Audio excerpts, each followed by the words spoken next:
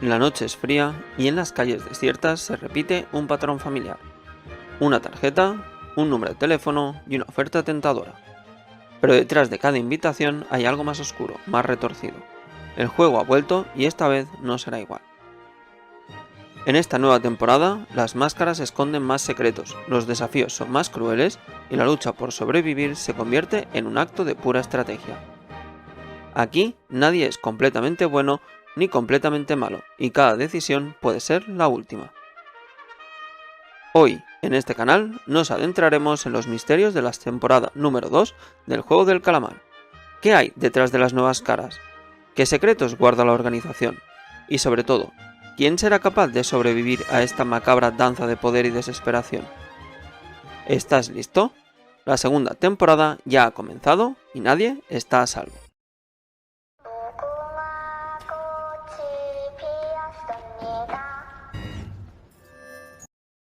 Empezamos del mismo modo que terminó la temporada pasada, con un Gi-hun a punto de tomar un avión para ir a ver a su hija a Estados Unidos, cuando recibe una llamada que lo deja en tierra y con el recurrente tormento de haber ganado un dinero sucio, un punto de partida a lo que debería ser una gran temporada. Y es que en los dos primeros episodios, incluso hasta principios del tercero, se crea una premisa de venganza, sangre y dinero que crea en el espectador unas expectativas muy elevadas. Sin embargo, termina siendo todo un espejismo, pero antes de entrar en detalle quiero comentar que en mi opinión la trama se divide en tres partes, la primera que ocurre fuera de la arena, otra que ocurre en los juegos y una tercera en la búsqueda de la isla donde se hacen los juegos, y si bien tienen varios puntos enlazados entre sí, ambiente, tensión y desarrollo son muy diferentes.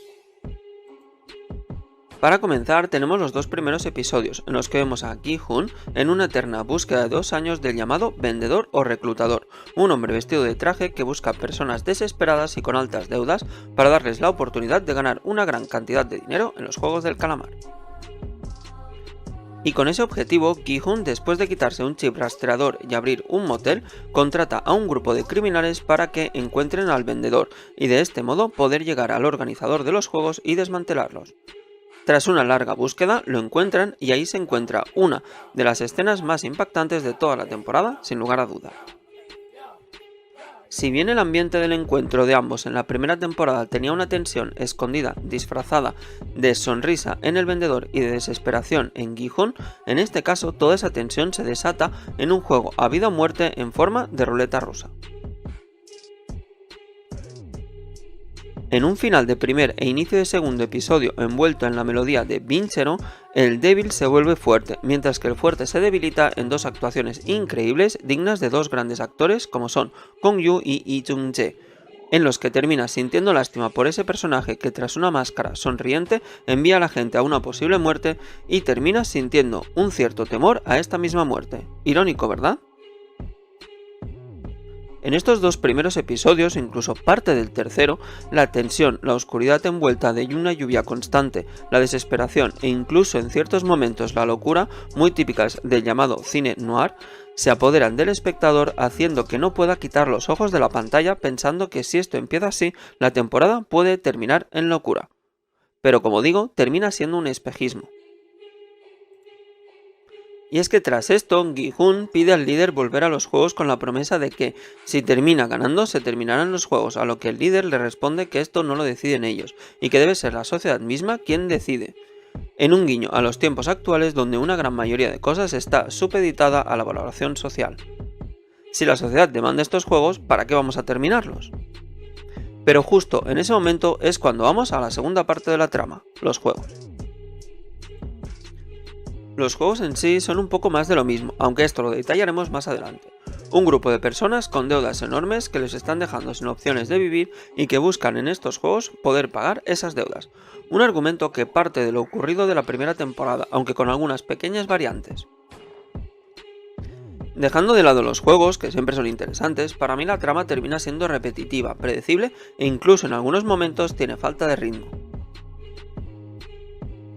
Para empezar tenemos los personajes, que ahora andaremos en ellos, que en su mayoría no tienen profundidad, les falta contexto y no aportan demasiado a la trama. Además, muchos de ellos son como personajes duplicados de la temporada anterior, como si hubieran querido mantener la fórmula que les dio éxito sin arriesgar, o igual porque ya está la temporada 3 firmada y querían ahorrar en ideas para sorprender en la siguiente temporada. Sea como fuere, el caso es que los personajes no han conseguido hacer que yo empatice con ellos, e incluso algunos no se recuerda casi nada de contexto. Y en cuanto al guión, pues hay varias cosas que me han parecido un poco innecesarias. Es cierto que los diálogos del número 1 y de Gi-hun son canela fina, o sea, siempre con puntos interesantes, toques filosóficos, como ocurrió por ejemplo en la primera temporada con Gi-hun y Oh Il-nam, pero se cae en una reiteración de lo que va a ocurrir, como si el director quisiera advertir de lo que va a pasar. Además, los constantes toques de humor que se realizan en los episodios no ayudan a mantener la tensión. Por poner un ejemplo, aunque hay más, cada vez que se inicia un juego siempre hay un personaje que explica que eso que están viendo era un juego a lo que jugaban cuando eran niños, y que como tal seguro que estaban acostumbrados porque ya sabían las reglas, explicadas a veces brevemente por algunos personajes. Este tipo de introducciones estarían bien si luego la voz en off no repitiera de nuevo las reglas. Se siente como si el director quisiera decir al espectador: «Hey, esto es un juego tradicional coreano y se juega así, ¿no lo conoces? Te lo explico de nuevo», lo que para mí hace que sea demasiado repetitivo. Otros dos elementos de guión que no me han terminado de gustar son la repetición de algunos anglicismos para justificar algunos personajes, como veremos más adelante. Pero, y a nivel visual, hay todo correcto. El color rojo vino de la sangre contrasta a la perfección con los colores pastel tradicionales de los parques de niños en Corea, y los típicos juguetes de niños en los que las imágenes infantiles y sonrientes son la tónica habitual. Así, los azules, verdes, amarillos, naranjas y demás colores, signos de inocencia, son el punto antagónico ideal a la realidad que sufren los participantes que, envueltos en un ambiente de caramelo, inocencia y dulzura, como por ejemplo con la muñeca de la primera prueba, no se dan cuenta de que se trata de uno de los concursos más macabros a los que se van a enfrentar. Otro punto a favor a nivel visual es el momento de decidir si se quedan o se van.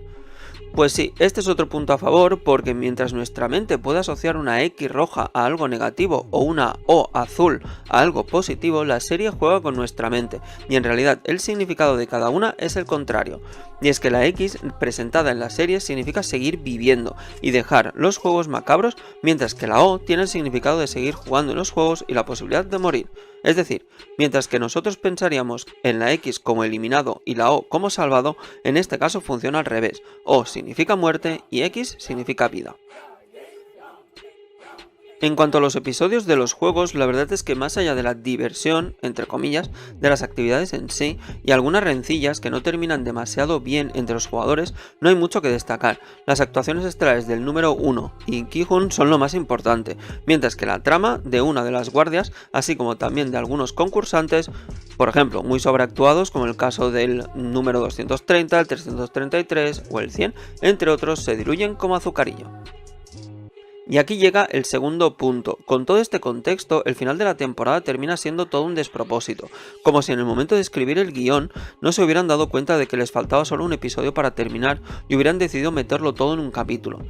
Si del episodio 3 hasta la mitad del 6 todo había seguido la fórmula de advertir sobre el juego, jugar, pasar de ronda y decidir si siguen o no, sin giros de guión reales y con más de lo mismo en un ritmo muy lento, más allá de la escena del baño, que sí que me gustó bastante. La segunda mitad del penúltimo episodio y el último son como una inyección de dopamina que me terminó descolocando completamente. Fue como si estando en la fase REM de un sueño plácido, de repente un sonido te despierta. El último episodio trae más preguntas que respuestas, pero en un ritmo muy frenético consiguió mantenerme atento a la pantalla para ver qué ocurría, pero que al terminar me dejó la sensación de ¿y por qué no crearon esta tensión con el resto de episodios? ¿Será que habré perdido el tiempo con los anteriores? Y a todo esto os preguntaréis, ¿y la tercera parte? Pues esta tercera parte la he dejado para el final porque me parece una de las tramas más desaprovechadas, igual habrá un boom en la tercera temporada, de esta segunda temporada. Se trata de la búsqueda de la isla. Rebobinando hasta el segundo episodio, recordemos que antes de entrar de nuevo en el juego, Gi-hun estaba buscando al vendedor, a lo que por un casual termina encontrándose con el policía Hwang Jung-ho, relegado a simple policía de tráfico y con quien forma una alianza para ir a buscar al líder. Una alianza que podría haber dado más de sí, y es que recordemos que Gi-hun quiere encontrarse con el líder, Hwang In-ho, quien es a su vez el hermano del policía Hwang Jung-ho. Sin embargo, mientras que Gi-hun no sabe que el líder es Hwang In-ho, el policía sí lo sabe. Y en ese triángulo es donde creo que podrían haber sacado más provecho, y es que agarraos, porque ahora viene uno de los mejores aciertos de esta temporada. El líder enmascarado de la primera temporada termina siendo, en esta segunda, el número 1, tomando así el relevo de Oh Il-nam de la temporada primera. Es decir, nos encontramos a Gi-hun, que ha entrado en unos juegos para encontrarse con el líder a quien desconoce su identidad. Luego tenemos a Hwang In-ho, que ha dejado de ser líder para entrar como participante con el número 1, sin que nadie sepa que es el líder, pero sabiendo todo de los participantes. Y luego tenemos al hermano policía Hwang Jung-ho, que está buscando la isla para encontrarse con su hermano sin saber que es un participante. Suculento el plato, ¿verdad? Pues nada más alejado de la realidad, porque el policía Hwang Jung-ho prácticamente no aparece, y las veces que lo hace sale en un barco buscando la isla donde se han estado haciendo los juegos, y nada más. Pero pasemos a los personajes. Para empezar tenemos a los dos grandes protagonistas de esta serie, Gi-hun representando al héroe de la saga y a Hwang In-ho, que se representa como el claro antagónico de la temporada. Dos personajes que en este caso intercambiarán sus papeles en algunos momentos, pero que en términos generales forman un equipo para ir superando las pruebas hasta que en los momentos finales cada uno de ellos termina cumpliendo su papel. En el caso de Gi-hun se puede ver una gran evolución de su personaje, mientras que en la primera temporada parecía como un hombre que no tenía nada que perder y que se resignaba a ver cómo su gente se le alejaba, quedándole como única opción participar en los juegos. En esta segunda temporada es un hombre con un objetivo. Cegado por descubrir y terminar los juegos haciendo justicia, decide usar su dinero manchado de sangre para derrotar a aquellos que lo convirtieron en el tipo de persona que es. Es así como podemos ver un Gi-hun totalmente opuesto de la primera temporada en el momento de hacerse la foto, antes sonriente y ahora con expresión seria y concentrada en su objetivo. En cuanto a la actuación, creo que es de 10, del mismo modo que lo es su enemigo, un lobo con piel de cordero encarnado por Byung-hun en su papel de número 1. Y ahí es donde entra la magia que hace que esta temporada haya tenido puntos muy salvables. Juntar a ambos en una lucha por el liderazgo es lo que hace que sus interacciones estén muy por encima del resto, dando momentos en los que despista al espectador, en el buen sentido, acerca de quién es el líder. Acostumbrados a ver al actor como un hombre cruel, despiadado y capaz de todo, aquí se nos presenta al número 1 del mismo modo que ocurrió en la temporada anterior, pero con un detalle diferente. En la temporada 1 sabíamos que Oh Il-nam era un anciano afable, amable y con expresión tierna hasta que todo se descompone en el último episodio, en el que se revela la auténtica identidad del primero de los participantes. En este caso, el detalle de que como espectadores ya sepamos que el número 1 es el malo de la serie, ha hecho que personalmente me haya quedado sentado todo el rato esperando el momento de la traición, de mostrar su verdadera naturaleza de malo y preguntándome, ¿será en las votaciones, por la noche cuando duermen, haciendo trampa en algún juego? Y esa incomodidad solo pueden crear las grandes artistas con un talento inconmensurable como son Lee Byung-hun y Lee Jung-jae. Pero estos dos personajes no son los únicos que repiten, y también tenemos al tercer personaje en discordia del que hemos hablado. Totalmente desaprovechada su trama, Hwang Jung-ho, interpretado por Wi Ha-jun, sigue manteniendo sus escasos tiempos en pantalla con un notable alto, algo que ya vimos en la primera temporada, y sus interacciones con Gi-hun siguen teniendo un gran nivel. Con todo, su personaje se ve estancado en una búsqueda del tesoro en forma de isla que no parece que llegue nunca a pesar de los numerosos intentos durante los 2 años que se supone que han estado buscando. Esto es lo que hace que su personaje no termine de evolucionar hacia ningún lado, algo que personalmente espero que puedan explotar en la tercera temporada que está confirmada para la primera mitad de este año 2025. Si bien el argumento podría haber ido por algo más específico, la trama lo deja en un mar profundo donde navega a la deriva hasta los últimos episodios, donde se muestran ciertos ápices de maldad en alguno de los tripulantes, lo que puede dar un cierto interés de cara a la tercera temporada. Y en relación a la trama que parece incompleta del querido policía, tenemos también otra trama, en este caso del bando de los soldados. Se trata de la chica conocida como Kang No-eul, que empieza la temporada como una trabajadora común en un parque de atracciones que siente empatía por una niña que le hace un dibujo y se lo regala porque la niña considera que el muñeco que interpreta en el parque es su amiga. De forma casual se entera que la niña tiene una enfermedad y tras ver al padre en el parque lo termina reconociendo en los juegos, siendo este uno de los participantes que está en los juegos para presumiblemente pagar el tratamiento que necesita su hija. Es en ese momento que vemos que la soldado, interpretada por Park Kyu-young, conocida por varios papeles importantes siendo una artista ya de renombre tras su paso por Celebridad, Está bien no estar bien o Sweet Home, series donde dio muestras de ser bastante camaleónica, tomando de referencia papeles muy variados. Sin embargo, su personaje tiene, a mi parecer, dos elementos que la hacen pasar muy desapercibida. El primero de ellos es el hecho de que sea de Corea del Norte. ¿Os acordáis de Sebyok? Y es que en un momento el personaje va a la misma oficina a la que fue Sebyok en la temporada anterior, tras haber sido desertora de Corea del Norte para pedir que busquen a su hija y después de que el reclutador le prometa que si se une como soldado la ayudará a encontrar a su hija. ¿Por qué tengo la sensación de estar viviendo un déjà vu? Tras esto, nada más. Su trama termina aquí, más allá de una escena perturbadora con dos soldados que personalmente no viene a cuento y que tiene su contexto en que ella es una desertora comunista de Corea del Norte. Ok. Y me parece una lástima porque es un personaje que puede tener mucha profundidad, especialmente después de sentir empatía con alguno de los concursantes y demostrarse que no todos los soldados son personas sanguinarias con ansias de matar, sino que también hay personas que lo hacen por amor, en este caso, amor a su hija. ¿Y el resto de concursantes? Pues vamos a detallarlos. Primero tenemos al número 007, sí, curioso el número, que va ligado al número 149. En una clara referencia al programa de supervivencia que se realizó con personas no dedicadas a la interpretación y en el que pudimos ver a una madre con su hijo, es indudablemente la pareja más entrañable cuando de inicio podemos ver cómo su madre se apuntó a los juegos para pagar las deudas de su hijo, y al verlo en los juegos, este le descubre que las deudas son mucho mayores que las que había contado a su madre. No creo que tengan una gran profundidad más allá de las traiciones que en algún juego hace el hijo, y las justificaciones de su madre que pone el amor de su hijo por encima de una realidad, como si llevase una venda que no quiere ver. Así, la madre como una buena madre que cuida a todos los de su entorno y un mal hijo que en ocasiones prefiere traicionar a su madre por los juegos y el dinero, suponen dos personajes aceptables y que dan ese punto de emocionalidad a la trama. Lo mismo ocurre con los números 333 y 222, otra pareja que desde el inicio muestran ese punto de emocionalidad.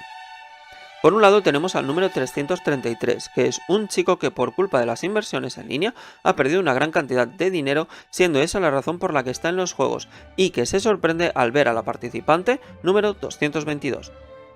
Y es que por otro lado tenemos a la número 222, una chica interpretada por Jo Yuri, ex cantante de Ice One, y que se encuentra embarazada en los juegos a los que se ha apuntado para así ganar el dinero suficiente para poder criar a su hijo. Esa relación fallida de pareja nos da a entrever que posiblemente en la número 222 dejó al 333 tras haber quedado embarazada y quedar en bancarrota. En cuanto a la trama, creo que no da mucho más de sí y es un poco más de lo mismo. Chico deja a chica embarazada, se arrepiente, quiere volver con ella, pero ella ya no lo quiere y quiere vivir su propia vida de madre soltera. Fin. Con todo, la actuación de la número 222 me pareció aceptable a pesar de tener un papel prototípico, y en el caso de la actuación del número 333 a veces se me hizo un poco tediosa e incluso pesada. Pasamos ahora al número 44. Si tengo que describir al personaje encarnado en el número 44 con una palabra, sería sobreactuada. Es decir, nos encontramos con una especie de chamán que no deja de repetir que todo está determinado hasta la saciedad y que en muchos momentos se vuelve incluso repelente. Y es que más allá del toque místico, a veces incluso de loca, que se le haya querido dar, me parece que es un personaje que intenta dar un punto de fanatismo, pero se queda a medias. Mientras que en la temporada 1 teníamos a la número 212 interpretado a la perfección por Kim Jo-ryung, que a veces daba atisbos de locura en estado puro, en este caso se quiere mostrar un perfil parecido pero con un punto de líder de algún tipo de religión. El resultado, para mí, es una simple está loca sin ir más allá. Algo parecido le pasa al número 100. Otro personaje que se queda en el camino entre muchas cosas. Se trata del personaje que en la serie lleva la contraria a los dos protagonistas, el número 1 y el número 456, y a todos los que le siguen, pero se queda en un líder sin liderazgo. Y es que la falta de carisma del personaje hace que no crea realmente que pueda ser un buen líder. Un intento de líder que se queda a medias y que habría cambiado mucho de ser otro quien hubiera tomado ese rol, como por ejemplo el número 1. Y pasamos al que para mí es uno de los mejores, si no el mejor nuevo personaje de la temporada, el número 120. Uno de los personajes más criticados fuera de la pantalla por no ser un actor transgénero quien lo interpretara, para mí termina siendo el personaje estrella que hace que la temporada no haya sido una completa tirada de tiempo a la basura. Desde el minuto 1 he podido sentirme de su lado, pensando en lo que debe haber sufrido por sus decisiones, críticas que sigue recibiendo ya en los juegos cuando la número 149 le dice a su hijo que no entiende cómo la gente puede hacerse eso en su cuerpo, además de preguntarle a su hijo cómo debería tratarla. Con todo su carisma, su energía, su fuerza, sus decisiones y sobre todo su entereza con cada momento que pasa, hace que el personaje empiece tímido pero termine ganándose no solo el corazón del resto de concursantes, con la número 149 incluida, sino también a todo el público en general. Artista conocido por sus papeles de malvado, en este caso su rol de persona que ha vivido oprimida durante toda su vida y que ha tenido que levantarse tantas veces cuando la hacían caer que hasta las rodillas le duelen, hace que su personaje desprenda un aura que bien lo podrían situar en uno de los top 5 de esta temporada. Y de la cara de la moneda pasamos a la cruz, con el número 230, el conocido Thanos. En este caso no sabría por dónde empezar, más allá de los rumores de que ha participado en la serie por los contactos que tiene en producción, dirección y demás, la verdad es que el personaje no se puede arreglar por ningún lado. Para poner en contexto, se presenta a un artista que ha perdido mucho dinero debido a las inversiones recomendadas por el número antes mencionado 333 y que además necesita estar colocado de pastillas para mantenerse en pie. Un apunte, interesante que hayan dado el rol de pastillero a una persona que ha sido acusada de tomar sustancias. Pero bueno, seguimos con el tema. Es un personaje tedioso, descolocado de cada situación y que a veces se vuelve repulsivo, pesado y cansino. Y no lo pienso solo por el personaje en sí, sino también por muchos otros elementos. En un querer y no poder, el personaje se sitúa en un intento de querer mostrar locura, pero se queda en muchas veces en la ridiculez. Desde los constantes diálogos en inglés, con un intento de parecer más cool con el resto de la gente, los cantos de rap que no vienen a cuento y los bailes en los momentos en los que van falleciendo los otros participantes, su intento de papel al estilo loco psicópata se quedan en un pastillero ridículo. En este caso, personalmente no creo que haya sido problema del personaje en sí, sino de la actuación muchas veces exagerada de Top. Si en la primera temporada teníamos al miembro de la mafia Deok-Soo, el número 101, que a pesar de su maldad podía sentir como era alguien malévolo que solo iba por su propio beneficio, creo que en esta ocasión han querido poner a alguien más loco, copiando un poco el estilo Joker quizás de DC. Pero en lugar de llevar al extremo la locura de alguien puesto en sustancias en un juego psicópata como es el juego del calamar, la interpretación se queda a medias, y en personajes de este estilo o vas con todo o que no aparezcan. Y tras esto tenemos varios personajes que se quedan un poco a medias. Para empezar tenemos el caso del número 246, un artista que ha salido en Sweet Home en varias temporadas y que dejó muy buenas críticas en su interpretación. En esta temporada interpreta al padre antes mencionado de quien su hija tiene una enfermedad y de quien la soldado mencionada antes siente cierta empatía. Y eso es todo, no tiene una participación amplia, no dispone de un momento resaltado y simplemente es un personaje más que aparece bien entrada la mitad de la temporada. Algo parecido pasa con el número 125, que toda la temporada se la pasa siendo el típico personaje que necesitan los acosadores, en este caso liderados por Thanos, para que estos encuentren validación. Sin un atisbo de que cambie o se rebele contra sus abusadores, y solo un intento muy tímido en la serie, termina siendo un personaje sin más. Finalmente tenemos también al compañero de Gi-hun, al número 390, que simplemente se muestra como ese escudero fiel que todo héroe necesita y que está con él hasta el final. Y para no quedarnos con mal sabor de boca, tenemos al que para mí forma parte de uno de los personajes top 3 de la serie, el reclutador interpretado por Gong Yoo. Del personaje no diré mucho más, porque ya lo he comentado antes, pero sí que recomiendo prestar atención a la escena con los dos matones y con Gi-hun, dos momentos que os dejarán sin aliento y que son de 10. Y en cuanto a los juegos, pues no me extenderé mucho, mientras que en la primera temporada los juegos se centraban en tareas individuales en las que la habilidad y la mentalidad de cada participante se ponía a prueba, en este caso se premia el trabajo en grupo. Y es que en la segunda temporada del juego del calamar, los juegos se vuelven más elaborados, desafiantes y psicológicos, en comparación con la primera temporada. Cada uno pone a prueba no solo las habilidades físicas de los participantes, sino también su capacidad para tomar decisiones difíciles, trabajar en equipo y sobrevivir bajo una presión extrema, sin dejar de lado la crueldad y la sangre. Con su característica música de juego infantil, colores pastel y envueltos en un aroma a niñez, los juegos siguen siendo crudos y con consecuencias fatales para los perdedores. Y es que tras el clásico juego del escondite inglés que todo el mundo ya conoce, se presentan dos nuevos juegos. El segundo de ellos es el pentatlón a 6 patas, en el que los jugadores se agrupan en equipos de 5, atando sus piernas entre sí, similar a una carrera de 3 piernas pero con 5 personas. Para ganar deben completar una serie de minijuegos en estaciones designadas dentro de un periodo de tiempo y en el que el trabajo en grupo se vuelve necesario. Y tras este juego tenemos el Mingle, que para mí es el mejor de los juegos nuevos, en el que los participantes giran en un carrusel gigante hasta que se anuncia un número. Tras esto deben formar grupos con la cantidad exacta de personas que se ha indicado y encontrar refugio en el área designada. Aquellos que no logran formar un grupo adecuado o no encuentran refugio a tiempo son eliminados. Con todo, siendo una temporada de 7 episodios, el tiempo que se extiende en los juegos en algún momento me dio la sensación de ser un poco excesivos. Y a todo esto, ¿vale la pena ver la segunda temporada? Pues depende. Si tenías como yo unas expectativas muy altas de esta temporada, es muy posible que te sientas decepcionado o decepcionada, y en muchos momentos sientas que estás como perdiendo el tiempo. Si por el contrario te consideras un fanático de la serie, es posible que te guste. Yo recomiendo a todo el mundo que la vea y que pueda tomar una opinión única e individual de la temporada. En mi caso, la segunda temporada del juego del calamar la definiría como un globo que se ha ido deshinchando poco a poco para después intentar poner un parche en el último episodio.